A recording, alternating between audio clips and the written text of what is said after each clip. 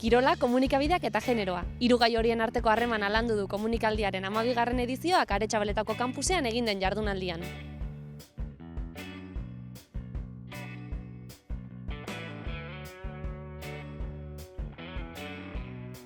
Egitarauean 3 zati egon dira, ikuskizun batekin hasi dugu. Ondoren Amelia Barkinen hitzaldia izan dugu, eta bukatzeko 3 punta-puntako kirolari etorri dira, eta moderatzaile lanak Arritxu Iribarrek egin ditu. Gure helburua zen 3 alderdiak uztartzea eta ikustea ze trataera ematen zaion kirol femeninoari komunikabidetan. Badakigu asko falta zaiola oraindik helburu batzuk lortzeko, ezta, eta emakumeen trataera bai kirol prentzan, bai prentza generalistan kirol femeninoaren trataera oraindik ez dela izan beharko litzateken bezalakoa, ezta. Lehen hitzaldian esandako bezala, berdintasuna guretzako da pastelaren erdia. Hemen ere berdina izango litzateke, ezta.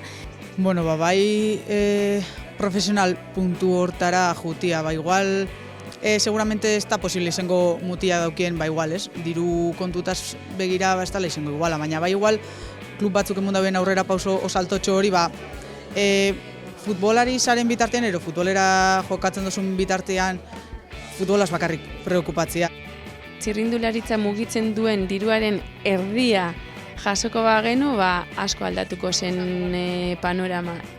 Aholkuak ere jaso dituzte ikusentzunezko komunikazioko ikasleek, komunikabideetan emakumeen kirolak modu egokian lantzeko. Nik uste dut formazio feminista profesional guztiok behar dugula, baina komunikatzaileek agian bereziki, ez?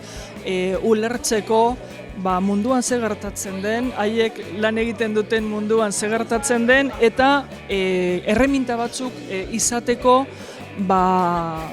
analizi hori egiteko eta erantzun izateko ere bai, ezta? Erabaki batzuk hartu izateko. Importantzia berdina eman, ez?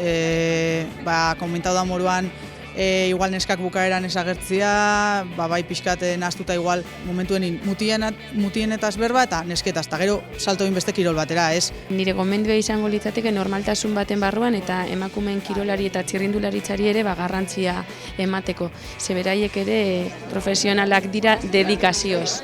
Kirolariak badu alde humanoa ere eta hori zaindu egin behar dugu. Orduan, kirolariak, kirolari bezala tratatzea eta kirol bezala aztertzea, ez egiteko bereizketarik emakume edo gizon, naturaltasunez egitea hori, eta ez aztea personak direla kirolariak.